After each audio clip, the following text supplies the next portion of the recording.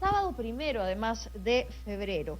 6 días después de las elecciones y como va el conteo además de votos, podemos ya reconocer algunos de los rostros que nos van a acompañar en este Congreso de cara al Bicentenario, al 2021. Seguramente, y ha sido de lo más que cuestionado, la sorpresa de esta propia contienda electoral la dio el FREPAP. Y a 6 días hay quienes se siguen preguntando cuál fue la estrategia de la campaña del FREPAP. ¿Cómo logró el FREPAP, si no se ubicaba en ninguno de los lugares, por lo menos de media tabla para arriba, dentro de las encuestas, cómo logró tener la posición que hoy tiene? Porque tiene además una cifra nada despreciable, son 15 los escaños que va a tener el FREPAP en este Congreso. Nuestro compañero César Zúñiga ha hecho un sondeo a 6 días de las elecciones de qué opina la gente de la presencia del FREPAP en este Congreso. Más adelante vamos a ir con él y con las impresiones, por supuesto, de las personas que ha podido entrevistar, pero es importante escucharlo. Le pido que vaya marcando el 251-9422 y el 467-4499. Esta mañana me acompaña Alonso Cárdenas, él es especialista en gestión pública de la Universidad Antonio Ruiz de Montoya, a quien le doy la bienvenida y le agradezco por estar hoy con nosotros. Bienvenido, Alonso. Muy buenos días y muchas gracias por la invitación. Me parece que tenemos que comentar esto. La BBC ha hecho una nota para el FREPAP y la ha titulado así: el partido mesiánico que se ha convertido en la segunda fuerza más votada.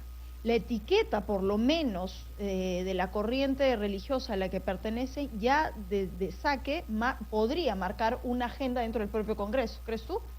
Bueno, acá hay dos categorías que nosotros deberíamos hacer especial énfasis, ¿no? La primera es un análisis histórico y el segundo es un análisis de coyuntura. Si nosotros tomamos en cuenta lo que sucede a partir del 2000 con la caída del régimen de Fujimori, podemos, vislumbrar que estos fenómenos que suceden y esta última manifestación del FREPAP no son nada nuevos. Por ejemplo, ¿no? Primero tenemos a la presidencia del doctor Toledo, Perú Posible, y Perú Posible colapsa después de cuando asume el presidente Alan García. Después de que Alan García asume, el APRA empieza en un declive muy grave que vemos, su culminación en estas elecciones. Después de Alan García entra el presidente Ollantumala y el Partido Nacionalista, y después el Partido Nacionalista prácticamente desaparece. De ahí asume PPK, Peruanos por el Cambio, con Pedro Pablo Kuczynski, y luego hay una metamorfosis, kafkiana, que se convierte PPK en Contigo, y es el último lugar en las elecciones, ¿no? Entonces el regreso del FREPAP, entonces, para ti es el resultado del propio declive de los partidos convencionales. Esa es la tendencia histórica. Nosotros no podemos aislar este fenómeno de una tendencia que ya viene desde hace 20 años. La propia presencia del FREPAP tiene varios elementos que tenemos que comentar. El primero, ¿cómo es que un partido llega a ocupar este lugar tan importante dentro del Congreso cuando en ninguna de las intenciones de voto por lo menos estaba mapeado el FREPAP? En efecto, el hartazgo y demás, pero hasta ese punto, hasta el último día, no saber cómo iba a estar conformado el propio Congreso. Es que ahí viene el análisis de coyuntura. Hemos hablado de la tendencia histórica y ahora el análisis de coyuntura. Nosotros en esta elección del domingo pasado tenemos 21 partidos políticos, ¿no? Una fragmentación prácticamente única en América Latina. Eso hace que, una de las consecuencias más notorias de esa altísima fragmentación es que con muy pocos votos tú puedes ganar una elección. Acción Popular, con 10% de los votos es el triunfador de las elecciones. Y esta fragmentación que viene de un proceso histórico además responde de que efectivamente pues hay una enorme desafección con el sistema de partidos tradicional. Hay una total crisis del sistema de representación en el Perú, que es, como yo le he mencionado anteriormente, es único en América Latina porque no existe este nivel de fragmentación. Recordemos que a pocas semanas o a pocos días de las elecciones se hablaba de un 40-50% de abstención. Eso quiere decir que la gente, el elector, el peruano de a pie, toma la decisión prácticamente en la cola del centro de votación. Y ante esta desafección tan terrible que existe y otros elementos que vale la pena considerar, el FREPAP y otros partidos que tampoco estaban mapeados tienen una muy buena performance dentro del sistema de fragmentación, porque una performance de 8 o 9% no es significativa en algún otro contexto. Unión por el Perú, 3 escaños, y lo importante de esto es que ellos ya calientan de una u otra manera contienda presidencial, y el optimismo y la figura de Ollanta Humala regresa, de una u otra, de Antauro Humala, regresa y parece ser que hay quienes, en el afán de querer castigar, se han olvidado en algún momento de lo que representó él para la historia del país, y además tienen la esperanza de verlo regresar por la puerta grande.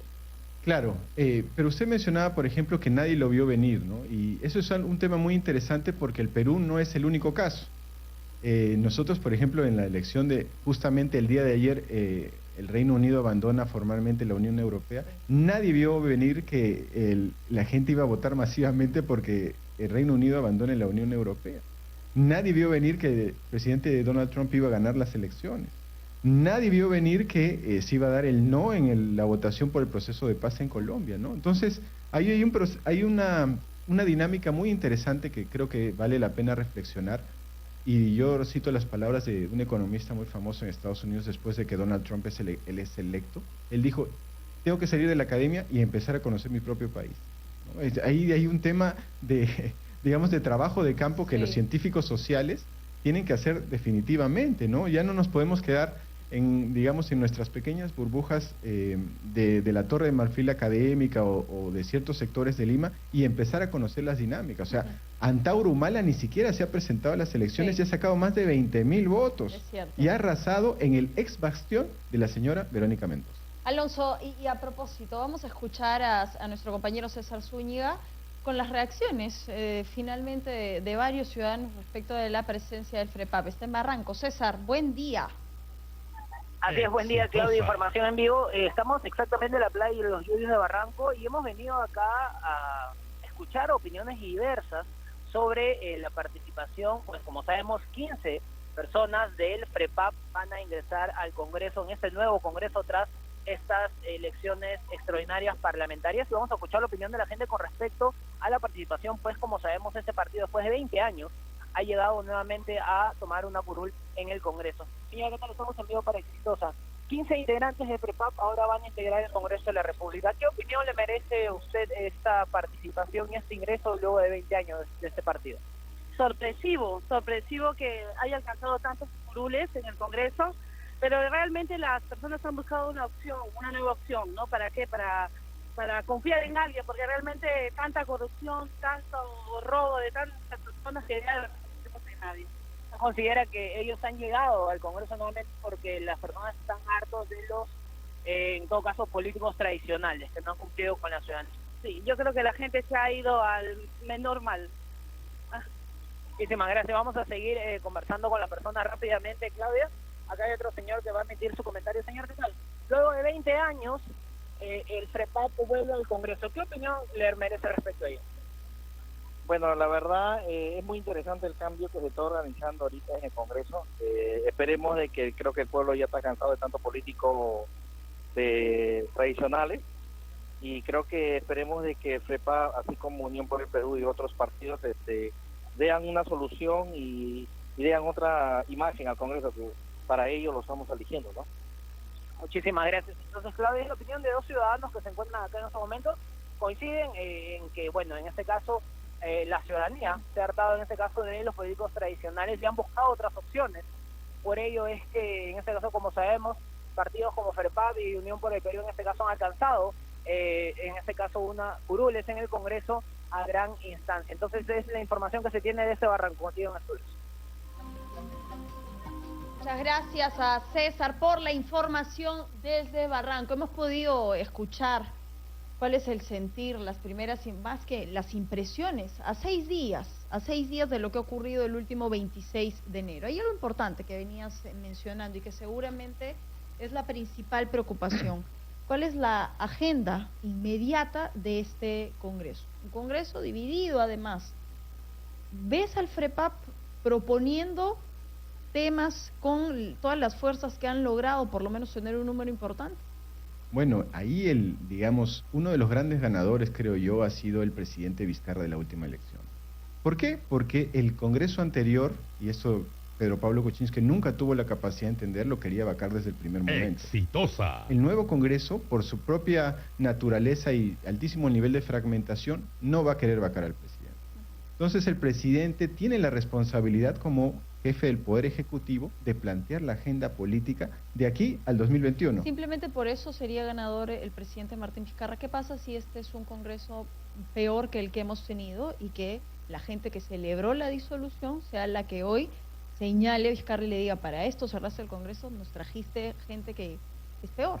Bueno, yo creo que es muy difícil que sea peor que el anterior, ¿no? Porque el anterior tenía un ánimo totalmente obstruccionista y una mayoría aplastante en el Congreso. Por lo que me acabas de decir, ¿cuál entonces sería la victoria del propio presidente? No ser vacado, porque estamos hablando de que en su momento se pretendían sacar adelante temas importantes, pero que no se podía porque no había equilibrio precisamente, no se encontraba esa fuerza, ese equilibrio en este poder tan importante. Ahí hay, digamos, una dimensión muy interesante del análisis, ¿no? Tú no puedes negociar con aquella persona que te pretende aniquilar. Eso es un principio básico de la vida y de la política. Pero ahora existe, digamos, una mayor predisposición para que el presidente pueda plantear una agenda. Digamos, podría negociar, por ejemplo, con Acción Popular.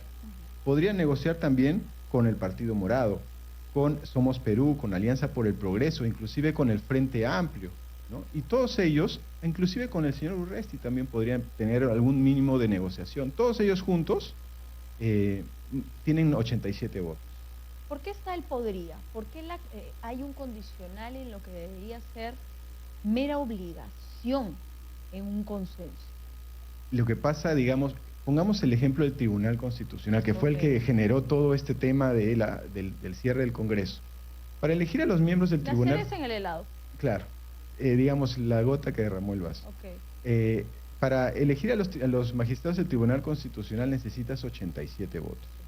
Entonces, en el Congreso anterior no lo ibas a poder hacer porque había una mayoría que definitivamente no quería eso. Pero ahora sí puedes tener una capacidad de negociación con cada una de las bancadas, ¿no? Vamos a seguir hablando, Alonso, pero el teléfono está sonando. Vamos a escuchar quién está en la línea. Aló, buen día. Aló, muy buenos días. Buenos días, señor. Sí, indudablemente que estamos ante una nueva cara política en el país, pero eso hay que verlo desde otro punto de vista, ¿no? Yo creo que el Trepap tuvo una respuesta, el Boté tuvo otra respuesta. Y esto es justamente como un resentimiento, como una situación de indecisión del pueblo peruano en elegir a alguien diferente. No porque sean seguidores de Trepap, o seguidores del PP, o seguidores de Antauro Humana, sino fue una situación de desconcierto, de falta de orientación y de indecisión. Exitosa. ¿Quién? Sí, te estamos escuchando. Sí, entonces esta situación fue una respuesta de ese tipo. Sí. Entonces yo creo que acá no es que sean seguidores de Antauro o sean seguidores de Trepap, sino fue una situación de ya basta ya con la política tradicional y bueno, hagamos frente a otra política, y lo único que encontraron en el camino fue Trepap.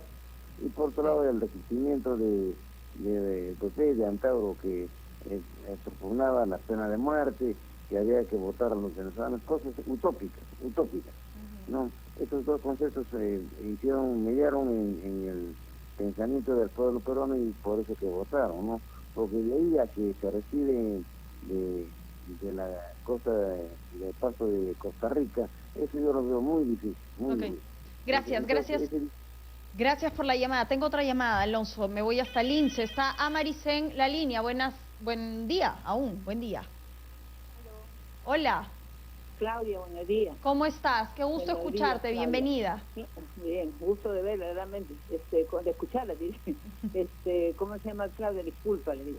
Disculpa, ya realmente todos los días es lo mismo, alabando de que Prepa tiene 15 congresistas y realmente darle demasiada importancia realmente.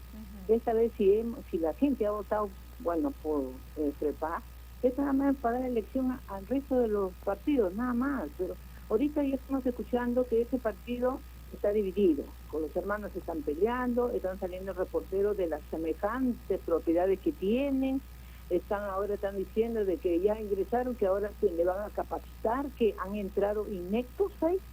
Por favor. favor, yo les pido realmente que ya dejen de darle tanta cobertura al FREPAP. Hay otros partidos más, hay que entrevistar al resto, así tengan 2, 3, 4, 5, porque realmente es demasiado, todos los días lo mismo y lo mismo, por favor. Bien, Amari. Y además ya también hay que tomar importancia también al Poder Judicial. Realmente, el Poder Judicial realmente siguen viendo los cuellos blancos, sobre todo parece que ahí en, ¿cómo se llama?, en la Colonial, porque los casos se demoran demasiado. Bien, agradecerle a Amaris. Mira, y yo sí tengo como que la sensación, por lo menos el trabajo que hizo Exitosa a través del blog Elige Bien, yo tuve poquísimos representantes del FREPAP, por eso, y ante la sorpresa, es necesario poder llevar información, conocer quiénes nos van a acompañar en estos 16 meses. Te hago la pregunta, Alonso, ¿esto no se trata de una campaña austera pero eficaz? Por supuesto. Recordemos que el FREPAP no es un partido nuevo y ha hecho lo que, digamos, la izquierda no pudo hacer, ¿no? Que es un trabajo de hormiga prácticamente sostenido en las regiones más recónditas del país. A ver, escuchando por lo menos estas llamadas y siguiendo la pregunta, ¿crees verdaderamente que se trata de que la campaña ha sido efectiva por alguna estrategia o les ha funcionado el trabajar como hormigas o verdaderamente les ha funcionado el hartazgo porque el voto meme finalmente se impuso? En ciencias sociales nosotros hablamos nunca de determinismo, sino de multicausalidad. Sí. Entonces, para explicar el fenómeno FREPAP no basta solamente una causa, sino que tendríamos que ver un conjunto de causas. Sí. El voto de hartazgo definitivamente tiene un valor. El trabajo de hormiga definitivamente tiene un valor. La desafección con la clase política, totalmente. Y en este mundo de redes sociales, pues usted recordará que en los últimos días llegaban memes y memes del FREPAP. Además, el pescadito es un logo muy fácil de recordar. Sí. Entonces, todos esos elementos han determinado que esto haya sido una sorpresa, porque volvemos al inicio de nuestra conversación. Es tal el desconcierto que tiene el ciudadano ante una enorme gama de partidos que ni siquiera son partidos, sino son saltimbanquis uno para el otro, que ya ni siquiera se le puede exigir un mínimo de coherencia al elector, porque el sistema de partidos no tiene ningún tipo de coherencia. Hablábamos de, por ejemplo, UPP, ¿no? UPP es fundado por Javier Pérez de Cuéllar y ahora es la cabeza de playa de Antauro Humala. Sí. Dígame usted, ¿qué tiene que ver Javier Pérez de Cuéllar con Antauro Humala? Y es el mismo partido político. Eso no sucede en ninguna otra latitud. A ver, vayamos más allá de los nombres de las fuerzas políticas, de agenda inmediata, y que además tenemos que hacer matemáticas, porque en el Pleno es importante saber quiénes pueden sacar adelante por lo menos lo que han sido propuestas interesantes en campaña. Ya podemos decir que tenemos un virtual presidente del propio Congreso. ¿Cómo ves tú esa agenda? Bueno, la agenda de Urresti claramente es una agenda de clamor por seguridad ciudadana. Okay. Definitivamente él ha sido ministro del Interior, él ha sido, digamos, alto comisionado contra la lucha contra la minería ilegal, y el voto de Urresti básicamente es, primero por, digamos, su gran carisma, y ha sido un arrastre enorme para Podemos, ¿no? Ahorita con todos los problemas que tiene el señor Luna Gálvez necesita más a Urresti que Urresti a Luna Gálvez, ¿no? Entonces, digamos, ¿cuál va a ser la capacidad que va a tener el presidente del Poder Ejecutivo de negociar la agenda con el presidente del Congreso? Tú, Alonso, acabas de mencionar algo, carisma. Seguramente hay muchos que discrepan de eso. Una persona sarcástica que cuando puede siempre intenta incomodar a quienes han sido sus contendores a lo largo del tiempo. Claro, pero los resultados están ahí. O sea, Urresti ha sido el congresista más votado del país, ha tenido 500,000 de votos. Y eso no es gratis. O sea, tiene, digamos, una conexión especial con el pueblo, pero recordemos que también tiene un juicio pendiente por homicidio. O sea, digamos, ahí hay un tema que va a utilizar él, la inmunidad parlamentaria, para escaparse de ese juicio. Él ha dicho públicamente que no. La tolerancia cero por la inmunidad parlamentaria. Y vamos a ver con esto de Luciana León, de agenda inmediata, poder evaluar esto. Claro, digamos, ahí Luciana León sí la tiene más complicada porque ya no tiene la protección del partido oficial. Alonso, quiero agradecerte por haber estado esta mañana con nosotros. Alonso Cárdenas, especialista en gestión pública de la Universidad Antonio Ruiz de Montoya. Muchísimas gracias por la invitación. A ti, me voy de inmediato a la pausa y regresamos con más. Llámenos al 251-9422 y al 467-4499. Esto es Exitosa Te Escucha. Volvemos.